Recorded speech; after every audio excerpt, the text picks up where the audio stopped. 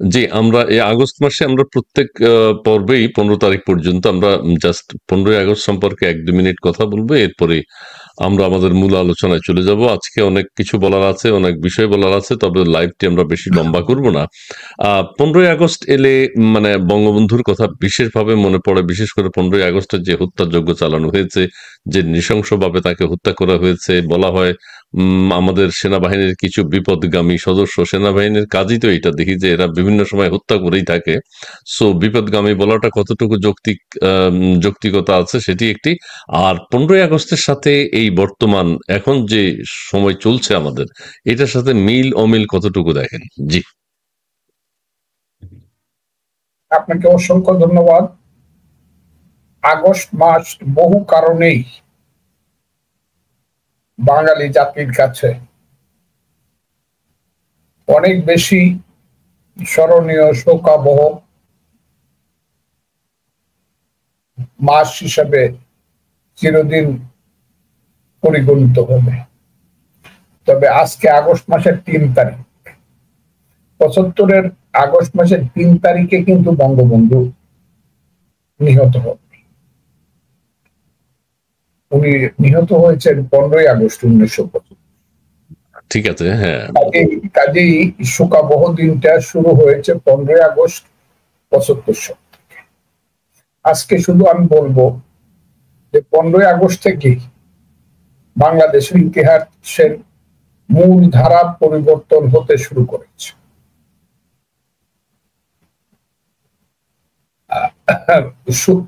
ভুল শুদ্ধ মিলিয়ে, ভালো খারাপ মিলিয়ে, সবকিছু মিলিয়ে আমাকে একজনে জিজ্ঞাসা করেছিল যে বাংলাদেশের এই ৫৪ বছরের সবচেয়ে ভালো সরকার কোনটি। আমি খুব সুস্পষ্টভাবে উত্তর দিয়েছিলাম, এর মধ্যে বছর খানেক হবে। আমি বলেছিলাম আমার কাছে ৭২ সনের মানে তাজউদ্দিন আহমদ ৭১ সনের যে ২২শে ডিসেম্বর আসলেন, তারপর যে সরকার করলেন এবং যে সরকারের দায়িত্ব নিলেন পরে ১২ই জানুয়ারি ১৯৭২ সনে বঙ্গবন্ধু সরকার, ভালোই মন্দ মিলে ৫৪ বছরে ওই সরকারটিকে শ্রেষ্ঠ সরকার বলে। তাদের ভুল ত্রুটি আছে, সেই ব্যাপারে বিতর্ক হবে ইতিহাসে, কিন্তু তাদের মতো ত্যাগী, গুণী, জ্ঞানী মানুষ কোন সরকারে ছিল ৭২-এর সরকারের মধ্যে। এর মধ্যে ত্রুটি আছে, আপনি বাকশাল ত্রুটি নিয়ে সমালোচনা করতে পারেন, বঙ্গবন্ধু ইত্যাদি অনেক কিছু আছে, কিন্তু সরকারটা আছে। তো সেই অবস্থাতে ওই বঙ্গবন্ধুর হত্যাকাণ্ডের মধ্য দিয়ে বাংলাদেশ ভিন্ন পথে পরিচালিত, এবং সেই ভিন্ন পরিচালিত হওয়ার পথ পরিক্রমায় আজকে ৫৪ বছর পরে এসে বলতে হয় যে বাংলাদেশ তার পথেই হারিয়ে ফেলেছে। এটা স্বাধীন বাংলাদেশ বলে চেনা যায় না, এটা কোনো স্বাধীন দেশ নয়, এটা অনিশ্চিত একটা, কি বলবো, জি, অনিশ্চিত গন্তব্যের দিকে আমরা যাচ্ছি। এটা একটা কি বলবো, এটা মানুষের কাছে সারা পৃথিবীতে এটা কোনো দেশ, এটার কোনো সরকার নাই, এটার কোনো আইন নাই, আদালত নাই, কোনো ধরনের খুঁটি নাই, কিচ্ছু নাই, সভ্যতা নাই, সংস্কৃতি নাই, কে নেতা কেউ জানে না। প্রতিদিন প্রতি মুহূর্তে সারাদিন ভোর থেকে উঠে রাত্র ১২টা পর্যন্ত শুধু হইচই, গন্ডগোল, শুধু মব, শুধু চান্দাবাজি, দান্দাবাজি, কোনাকুনি ইত্যাদি ইত্যাদি। এর বাইরে কিছু আছে এই দেশ এখন আর মনে, অর্থাৎ আমি যে কথাটা বলতে চাই, এই দেশ এখন পথ হারায় ফেলছে। এখন সেই পথে কবে তুলতে কে পারবে আমি জানি। জি জি, ধন্যবাদ ধন্যবাদ। যে দেশ ছিল ভালোই মন্দ মিলে, সেই দেশের পরিবর্তনের মধ্য দিয়ে আজকে দেশ শেষ হয়ে গেছে। জি, জি, অনেক ধন্যবাদ প্রিয় দর্শক। 15 তারিখ পর্যন্ত আমাদের এই চ্যানেল 16 থেকে আমরা বঙ্গবন্ধুর প্রতি শ্রদ্ধা জানাবো আমাদের এই অনুষ্ঠানের মধ্য থেকে। এবং আপনারা অনেকেই আমাদেরকে মন্তব্য করে পাঠাচ্ছেন। ফজলুর রহমান সাহেব যে কথাটি বললেন, 15 আগস্টের পর বাংলাদেশ পথ হারিয়েছে এবং বাংলাদেশ আসলেই পথ হারিয়েছে। এবং এখন বাংলাদেশ যে অবস্থায় যেখানে আছে, বাংলাদেশের সংবিধান নেই, বাংলাদেশের গণতন্ত্র নেই, বাংলাদেশে মব ভায়োলেন্সের কথা বলা হচ্ছে। আমাদের আজকে সাবজেক্ট হচ্ছে মিছিল, মিটিং, সমাবেশ, মহাসমাবেশ, জনগণের নাভিশ্বাস। মিছিল, মিছিল, সমাবেশ, মহাসমাবেশ, জনগণের নাভিশ্বাস। প্রতি মুহূর্তে, প্রতি কথায় আন্দোলন, রাস্তা বন্ধ, হরতাল নেই, কিন্তু যানজট, মানুষের কষ্ট। ঢাকা শহরে যত মানুষ আছে, ঢাকা শহরে এই মানুষ জায়গা দিতে পারছে না। আবার ঢাকার বাইরে থেকে নিয়ে আসা হয়, বাংলাদেশের বিভিন্ন অঞ্চল থেকে নিয়ে আসা হয়। ঢাকাকে আরো আরো আরো কষ্টকর একটা শহরে পরিণত করা হয়। আজকে ছাত্র দলের একটা সমাবেশ গেছে, এনসিপির একটা সমাবেশ গেছে। ছাত্র দলের ওখানে বহু মানুষ হয়েছে অনেকে বলছেন, আবার এনসিপির ওখানে নাকি 10 লক্ষ মানুষ আসার কথা ছিল। কত লক্ষ হয়েছে আমি এখান থেকে আর জানি না। তবে এই সবকিছু মিলিয়ে আবার 5 তারিখ মহাসমাবেশ আসছে জাতীয় সংসদ ভবনের সামনে। সেখানে আমাদের মাননীয় প্রধান উপদেষ্টা বক্তব্য দেবেন। জুলাই ঘোষণাপত্র তিনি উপস্থাপন করবেন, পাঠ করবেন।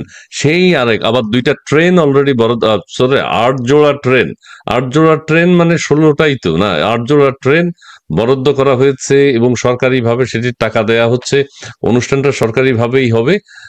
30,45,000 টাকা ট্রেন ভাড়া দেওয়া হচ্ছে, বাসে আসবে, নানান ভাবে ঢাকা শহরে আবার 5 তারিখে বহু মানুষ ঢুকবে। মানে এখন থেকে আবার ঢাকা অস্থিতিশীল হবে। এই সবকিছু মিলিয়ে অ্যাডভোকেট ফজলুর রহমান সাহেব, আমাদের বীর মুক্তিযোদ্ধা, আজকের অতিথি। আপনার কি মনে হচ্ছে, ঢাকাবাসীর কি আর সুখ শান্তিতে থাকার কোনো সুযোগ নেই? আমি বুঝি না ব্যাপারটা, যে আমরা 5ই আগস্ট গতবার যে জয়টা করলাম, আমরা বললাম ফ্যাসিস্ট হাসিনা চলে গেছে, পালিয়ে গেছে, তার সরকারের পতন হয়েছে, তারা চিরদিনের জন্য ধ্বংস হয়ে গেছে। আমি খুব ক্লিয়ারলি বলি, এর মধ্য দিয়ে গত 1 বছর চলে গেছে আমাদের কিচ্ছা কাহিনী, এবং কিচ্ছা কাহিনীর শেষ প্রান্তে এসে আজকে 3 আগস্ট, 1 বছর, আর মাত্র একদিন পরেই 5ই আগস্ট। এই 1 বছরের মধ্যে তো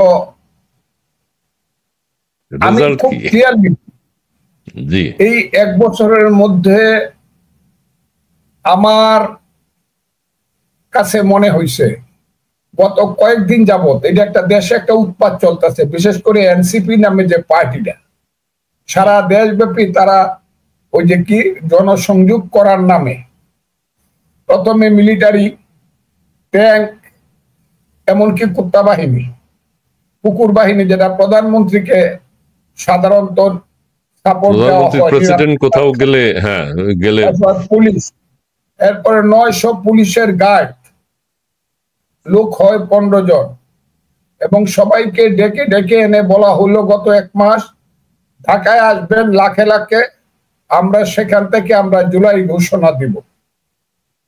হ্যাঁ, তো সেই জুলাই ঘোষণার মধ্যে দেখলাম আজকে যারা আসলেন, মেনলি 2টা সমাবেশ হয়েছে আজকে। একটা হলো জাতীয়তাবাদী ছাত্র দলের ডিক্লেয়ার্ড সমাবেশ ছিল তাদের শহীদ মিনারে। এটা এনসিপি তাদের কাছে চাইলো, ভাই না, শহীদ মিনারটা আমাদের জন্য ছেড়ে দেন। ছাত্র দল সেটা ছেড়ে দিল, ছেড়ে দিয়ে ছাত্র দল একটা বিশাল একটা ছাত্র সমাবেশ করল। এবং এটা এই গত 1 বছরের যে বিপ্লব বলেন আর আন্দোলন বলেন আর গণ আন্দোলন বলেন, এটাকে তারা মনে করলো এবং আগামী দিনে এই পথে চলার জন্য নিজেরা শপথ গ্রহণ করল। এবং সেইখানে দলের নেতা জনাব তারেক রহমান সাহেব, মহাসচিব সহ নেতারা সবাই বক্তব্য রাখে। আরেকটা সমাবেশ হয়েছে, এটা এর চেয়ে অনেক বড়, মারাত্মক সমাবেশ, এটা মহাসমাবেশের চেয়ে মারাত্মক সমাবেশ হয়েছে ওইটা শহীদ মিনারে। 10 লক্ষ নাকি মানুষ, অনেকে মনে করে স্টেজে যত নেতা ছিল এইটা হলো মহাসমাবেশ হলে পরে যত নেতা থাকে তার চেয়েও বেশি। আর আচ্ছা আচ্ছা সামনে যারা ছিল সেই সংখ্যাটা কেন জানি একটু কম হয়েছে, কারণ জ্ঞানী গুণী মানুষের কথা খুব বেশি মানুষ বুঝে না তো, কাজে ও খুব বেশি মানুষ সেখানে যায়নি। আচ্ছা এখন যারা এনসিপির নেতা যারা, তারা এত মহাজ্ঞানী, আমাদের বংশানুক্রমিক ভাবে বাঙালি জাতির জীবনে শত শত বছরে এই ধরনের জ্ঞানী গুণী মহাজনেরা আর আসে নাই। এখন তারা 7 জন, তারা কালকে দাবি করছিল যে তাদেরকে বীর শ্রেষ্ঠ হিসাবে ঘোষণা করতে, আর 152 জন যারা ছিল তাদেরকে বীর বিক্রম হিসাবে ঘোষণা করতে। সেই বীর শ্রেষ্ঠ এবং বীর বিক্রমরা তারা ওই শহীদ মিনারের উপরে স্টেজে ছিলেন, আর নিচে 105 লোক, অনেকে বলে 500 হবে না, না আমি তো বলি সারা না, দেশ থেকে তারা তো হ্যাঁ 500 হবে, কারণ জি জি ছাত্র দলের মিটিং ভাঙ্গার পরে কিছু উৎসুক জনতা ওইটা দেখতে গেছে। আচ্ছা আচ্ছা আচ্ছা কথাটা আচ্ছা বুঝছেন, সেইখানে প্রায় 100 লোক আরো আসছে। সেই কারণে আমি বলছি যে 1000 খানেক লোক তাদের হয়েছিল শেষ জি পর্যন্ত যখন নাহিদ সাহেব বক্তৃতা করে।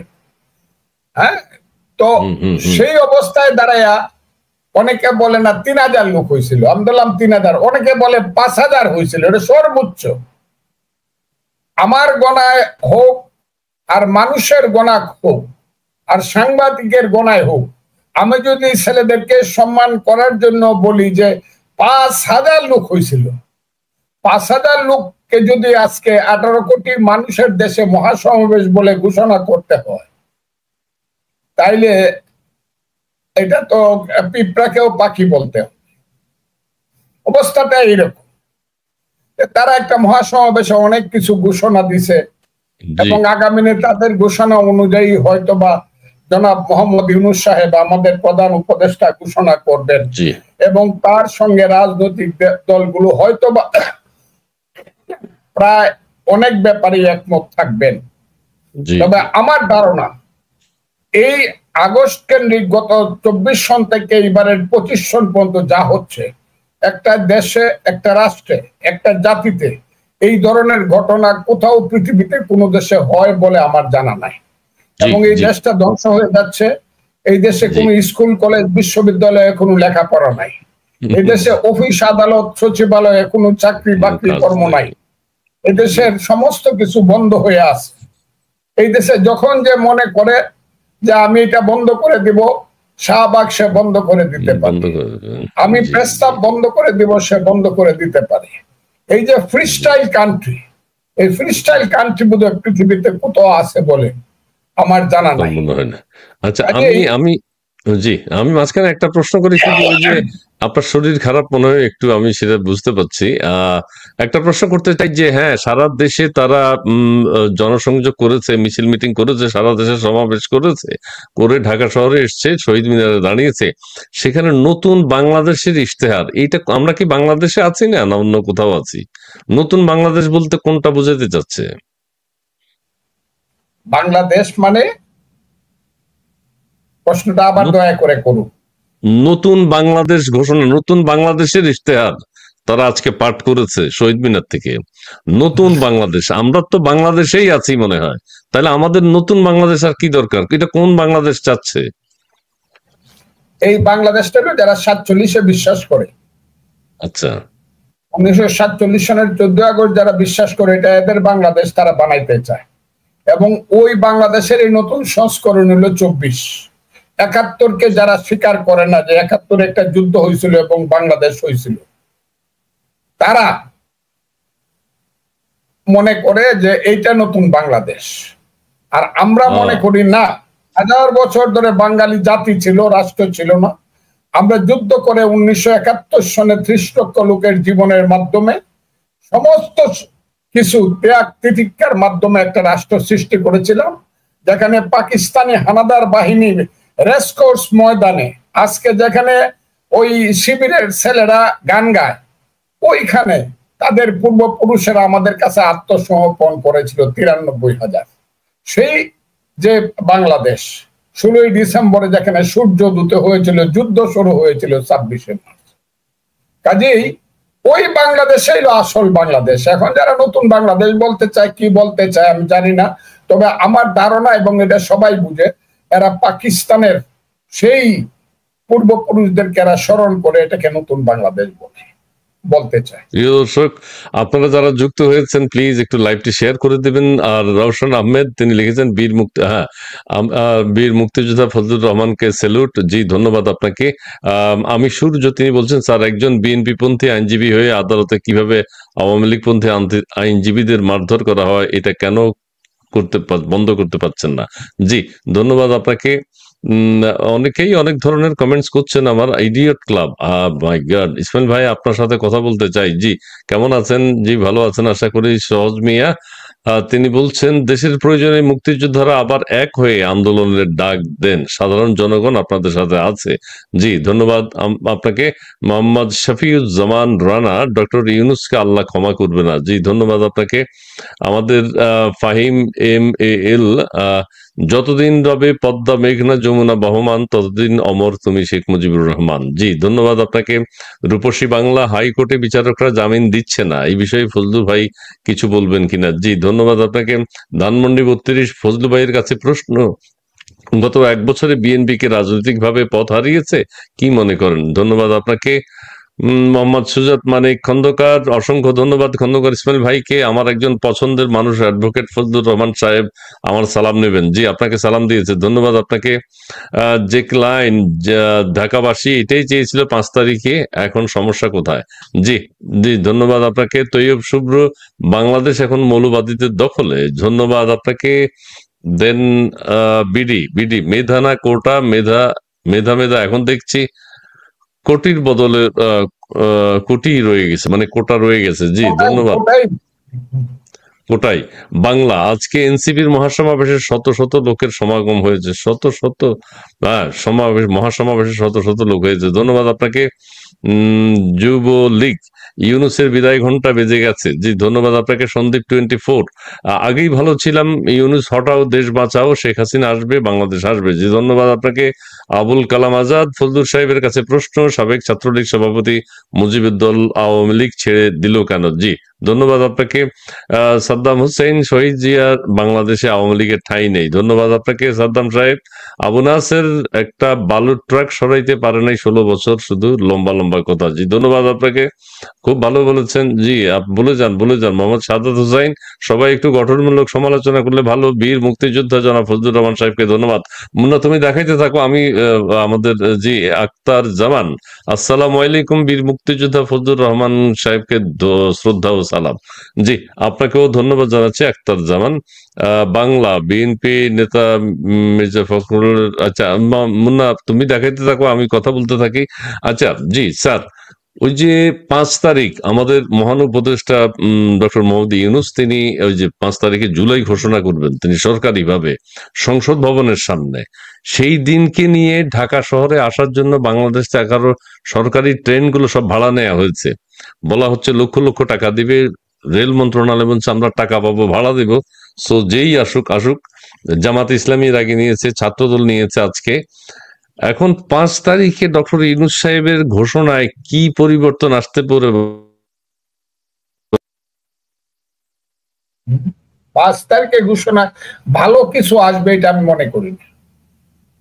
আমার অভিজ্ঞতা বলে ইউনূস সাহেব যাই দেয় বাংলাদেশের বিপক্ষে ঘোষণা।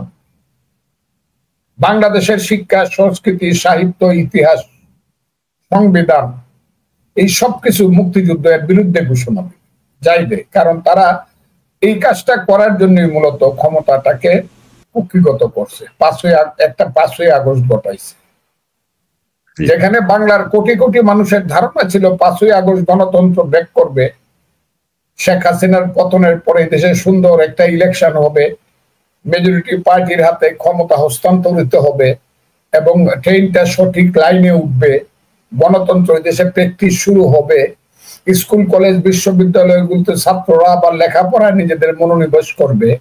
তার বিপরীতে ইউনূস সাহেব গত 1 বছর যা করেছেন, আগামী 5 তারিখে উনি যে ঘোষণা দিবেন, এই ঘোষণা এই দেশের সর্বনাশ ছাড়া কিছু হবে বলে আমি মনে করি না।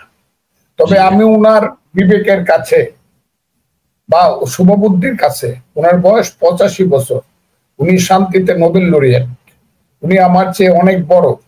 আমি বড় ভাই হিসাবে ওনাকে অনুরোধ করব, অনেক করছেন, আর সর্বনাশ করেন না দেশের। আল্লাহর দোয়াই লাগে আপনি আর সর্বনাশ করেন না। আর কোনো ব্যতিক্রম তুমি ঘোষণা না দিয়া একটা ঘোষণা শুধু আপনি দেন, আগামী কত তারিখে ইলেকশন হবে এবং সেই ইলেকশন কিভাবে কিভাবে হবে এই ডাইরেকশনটা আপনি সব দিয়ে দেন মানুষকে, এবং মানুষকে আহ্বান জানান যে আপনারা নির্বাচনে, জাতীয় নির্বাচনে অংশগ্রহণ করার জন্য প্রস্তুত হন এবং সেই নির্বাচন হবে নিরপেক্ষ এবং সুষ্ঠু। আমি ওনার কাছ থেকে এটা আশা করতেছিলাম, কিন্তু আমার কাছে যেন মনে হয় উনি ব্যতিক্রম কিছু ঘোষণা করবেন, যে ব্যতিক্রম ঘোষণার মধ্য দিয়ে এই দেশ আবার অন্ধকারের কালো মানে কালো গহ্বরে আবার ঢুকে যেতে পারে কিনা আমি খুব ভীত।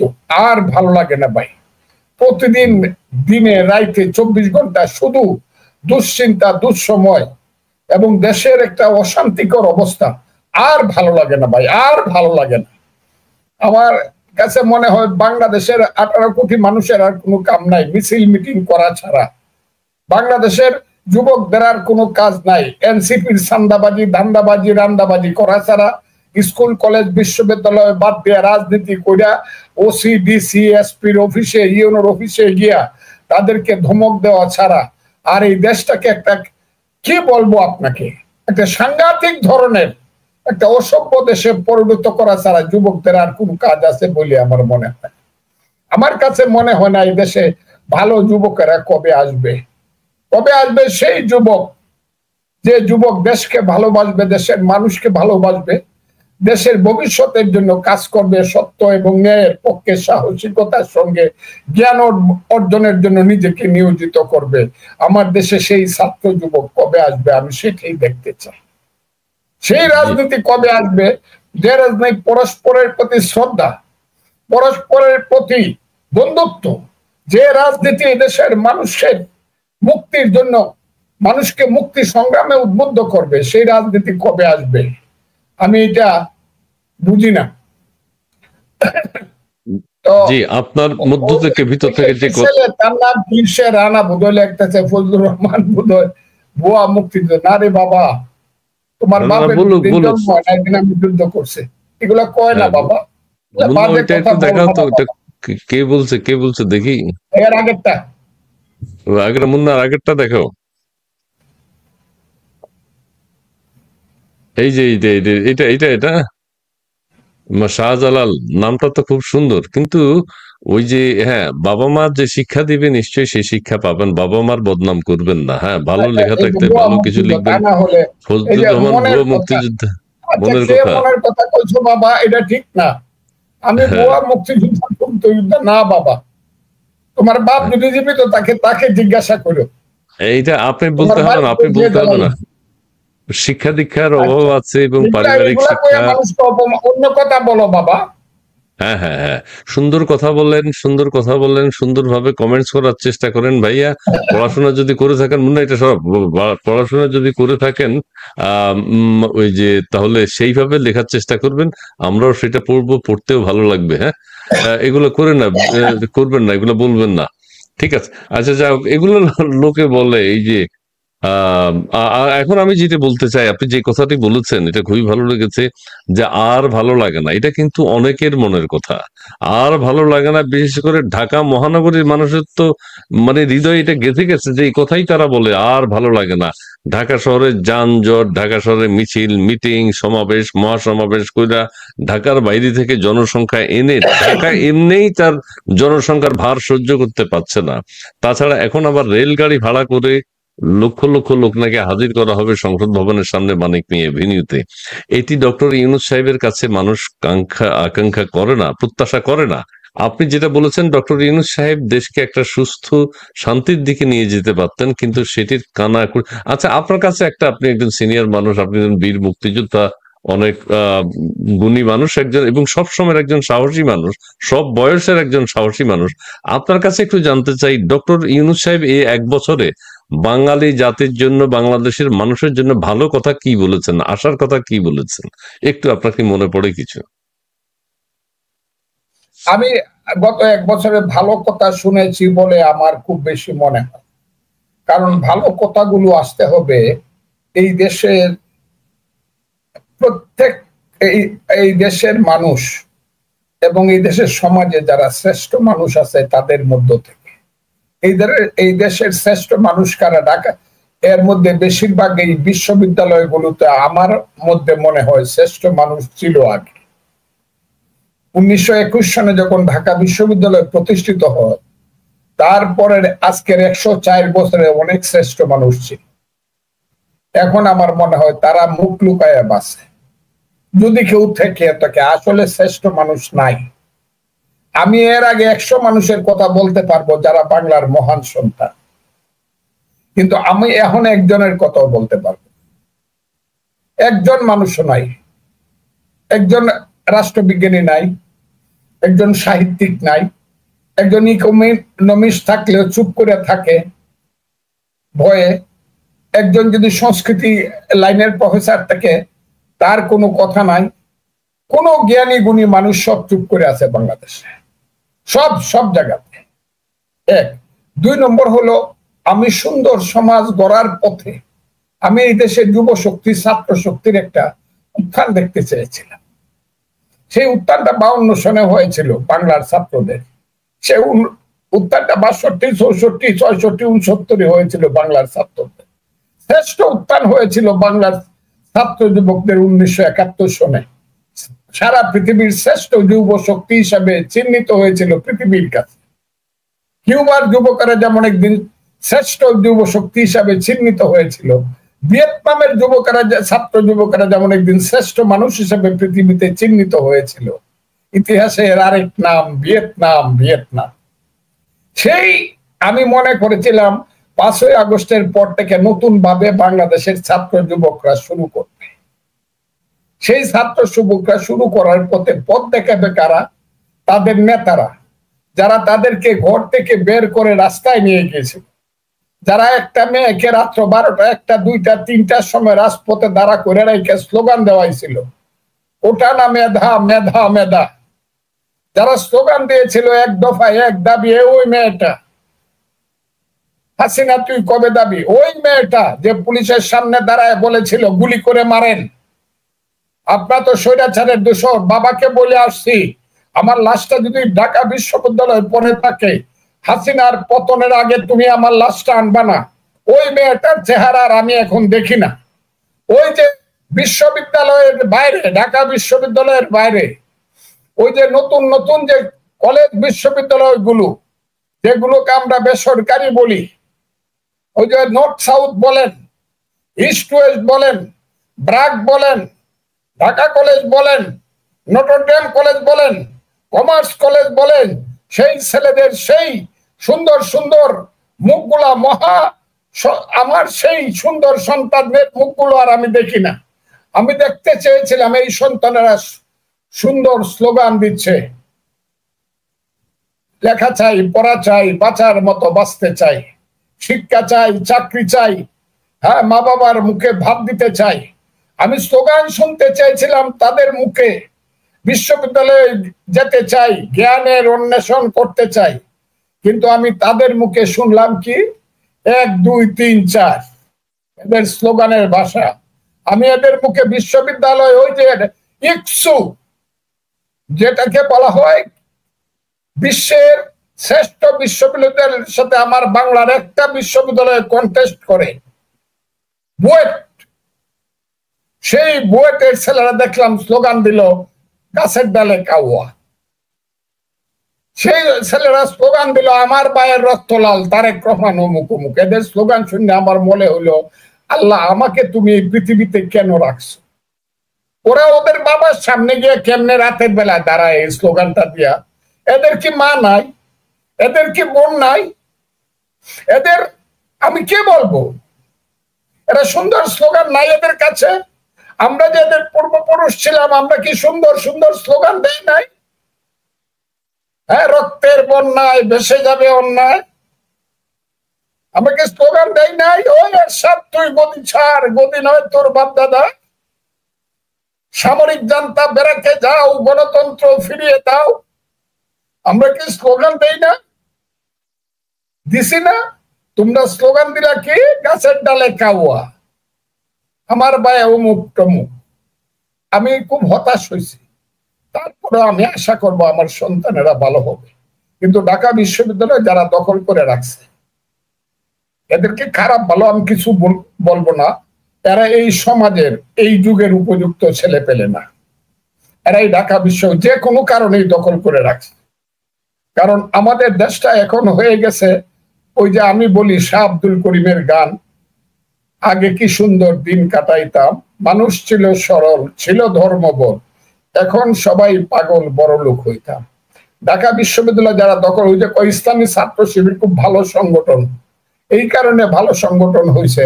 এদের কারো লেখাপড়া করতে ক্লাস 1 থেকে অনার্স পর্যন্ত বা ওই রিসার্চ পর্যন্ত কোনো টাকা পয়সা লাগে না, বরং উল্টা তারা ছাত্র শিবির যারা করে তারা বাড়িতে মা বাবাকে টাকা পাঠাইতে পারে।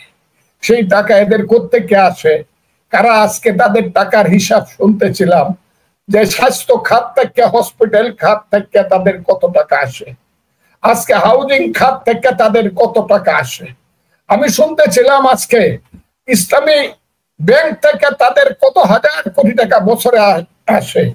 এই যে হাজার হাজার কোটি টাকা দিয়ে আমাদের দেশের গরিব মানুষের সন্তানদেরকে ইসলামের নামে লেখাপড়া করায়, তারাই জীবন দেওয়ার জন্য প্রস্তুত থাকে। কারণ তারা মনে করে আমার মৃত্যুর পরে আমার জীবনটা নিশ্চিত, কারণ জামাত ইসলামের হাতে এত টাকা আছে যে টাকা দিলে পরে আমার পিতা মাতা বা আমার সন্তান থাকলে পরে তাদের জীবন কেটে যাবে। এই কারণে সংগঠনটা বড় হয়। আর অন্যান্য সংগঠনগুলো আদর্শিকভাবে শিক্ষা দেওয়া হয় না। যে সংগঠনকে আদর্শিকভাবে শিক্ষা দেওয়া হয় না, সেই সংগঠন কোনোদিনই বেশি নিজেকে মানে মাটির উপরে দাঁড়িয়ে যুদ্ধ করতে পারে না।